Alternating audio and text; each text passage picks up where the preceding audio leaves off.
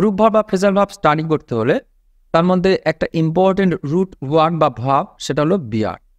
এই বিয়ার কথাটার অর্থ হচ্ছে বহন করা। তো এর সঙ্গে কয়েকটা প্রিপোজিশন যুক্ত হয়ে সম্পূর্ণ একটা আলাদা অর্থযুক্ত ফ্রেজ তৈরি হয়, সেটাই হলো গ্রুপ ভার্ব বা ফ্রেজাল ভার্ব।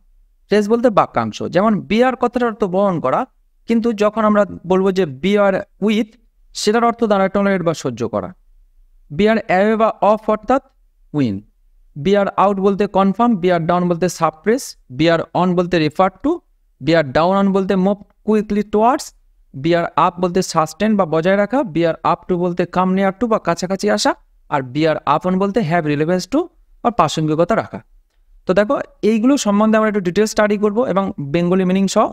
তো বিয়ার অ্যাওয়ে বা অফ এই দুটোরই অর্থ হলো উইন। এর আরেকটা গ্রুপ ভার্ব হয়, সেটা হচ্ছে ক্যারি অফ।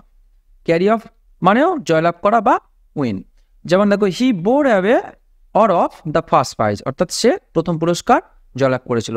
এটা কিন্তু ইম্পর্টেন্ট, অনেকবার বিভিন্ন পরীক্ষায় পড়েছে। বিয়ার অ্যাওয়ে অর অফ, দেখো প্রতিটা যেমন বিয়ার, টেক, এই যে সমস্ত টপিকগুলো আছে ফ্রেজাল ভার্বের যে রুট ভার্বগুলো, এই ভার্বগুলোর মধ্যে সবগুলো আমাদের খুব ভালোভাবে মুখস্থ করার দরকার নেই, স্টাডি করবো। তার মধ্যে কিন্তু 2-3টে মোস্ট ইম্পর্টেন্ট, আমরা কিন্তু সেগুলো ভুললে চলবে না, সেগুলো খুব ভালো করে মুখস্থ করতে হবে। বিয়ার অ্যাওয়ে বা অফ হলো ওই রকম একটা আনঅ্যাভয়েডেবল ফ্রেজাল ভার্ব, যেটা আমরা অ্যাভয়েড করতে পারবো না।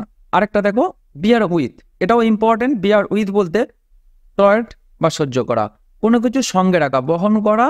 বিয়ার মানে বহন করা, আর উইথ বলতে কি সঙ্গে থাকা। তাহলে বিয়ার উইথ বলতে পুরোটার মিনিং দাঁড়ায় টলারেট। এর আরেকটা ফ্রেজাল ভার্ব হয়, সেটা হচ্ছে put up with. Put up with মিনসও সহ্য করা। I can't bear with such conduct, আমি এরকম ব্যবহার সহ্য করতে পারছি না। তাহলে বিয়ার উইথও গেল মোস্ট ইম্পর্টেন্ট একটা। এবারে দেখো বিয়ার ডাউন।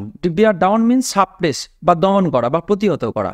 বিয়ার ডাউন কথার অর্থ হচ্ছে সাপ্রেস বা দমন করা বা প্রতিহত করা। এর আরেকটা ফ্রেজাল ভার্ব আছে, সেটা হচ্ছে পুট ডাউন। পুট থেকে পুট ডাউন মানেও প্রতিহত করা বা দমন করা। তাহলে বিয়ার ডাউন যা, আর পুট ডাউনও তাই। Our soldiers are able to bear down the Pakistan army, তাহলে পাকিস্তান আর্মিকে প্রতিহত করার জন্য আমাদের সৈনিকরা সমর্থ। তাহলে বিয়ার ডাউন বলতে দমন করা, আর তার আরেকটা হয় phrasal verb put down. Next one দেখো, বিয়ার অন রেফার টু, কোনো কিছু উল্লেখ করা।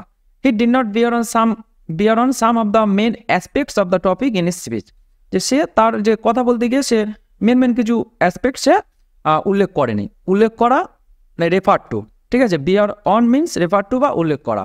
তারপরে দেখো বিয়ার ডাউন অন, তাহলে বিয়ার ডাউন মানে কি দেখলাম আমরা, দমন করা বা প্রতিহত করা।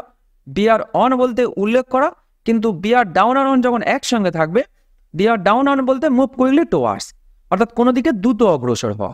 কেউ তোমার দিকে দ্রুত ছুটে আসছে, সেটা কি bear down on. The tiger bore down on its prey, এই প্রে কথাটার অর্থ হচ্ছে শিকার। মোস্ট রিসেন্ট একটা হলিউড সিনেমা এই প্রে নামে, প্রে টাইটেলে একটা সিনেমা নিঃসন্দেহে অনেকে দেখেছো। তা প্রে কথাটার অর্থ হচ্ছে শিকার।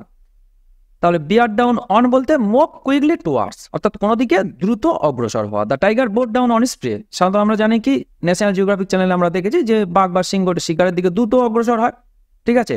তা সেটাই হলো বিয়ার ডাউন অন। তবে নেক্সট ওয়ান দেখো, বিয়ার আউট। বিয়ার আউট বলতে কনফার্ম বা নিশ্চিত করা। বিয়ার আউট বলতে কনফার্ম বা নিশ্চিত করা। You report bears out his story, তাহলে তোমার যে রিপোর্টে ওর যে স্টোরিটা হচ্ছে কনফার্ম করা হয়েছে যে এটা ঠিক। তাহলে বিয়ার আউট বলতে কোনো কিছু নিশ্চিত করা। বিয়ার আপ মিনস সাস্টেন্ড, এটা important. Bear up, sustained means বজায় রাখা। এর আরেকটা ফ্রেজাল ভার্ব হলো কিপ আপ। কিপ আপ মানে বজায় রাখা, আমরা জানি।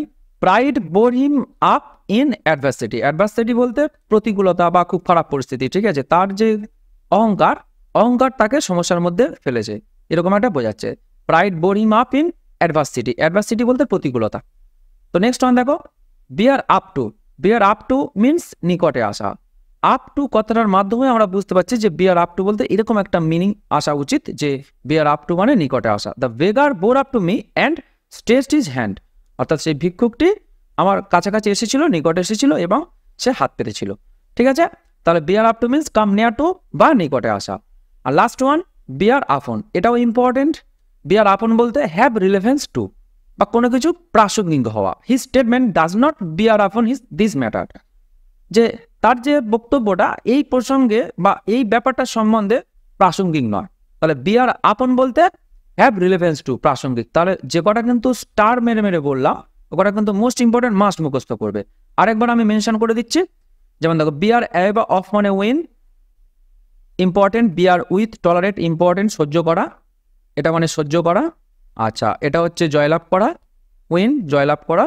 আচ্ছা, বিয়ার আপন হ্যাভ রিলেভেন্স টু ইম্পর্টেন্ট। আচ্ছা, বিয়ার ডাউন এটা হচ্ছে সাপ্রেস বা দমন করা। এই 1 2 3 4 এই 4টে কিন্তু মোস্ট ইম্পর্টেন্ট, কিন্তু মাস্ট মুখস্থ থাকা উচিত, কিন্তু বাকিগুলো স্টাডি করবে। অনেক সময় এইগুলোই বেশি পড়ে, এই বিয়ার অ্যাওয়ে অফ বা এই উইথ, ডাউন আর এই আপন। আর ডাউন অনটা বেশ কয়েকটা পরীক্ষা পড়েছে, তবে এই 4টে মোস্ট ইম্পর্টেন্ট, এই 4টে ভুললে চলবে না। চলো আজকের ক্লাসে এই পর্যন্ত, নেক্সট ক্লাসে আবার অন্য একটা টপিক নিয়ে আলোচনা হবে।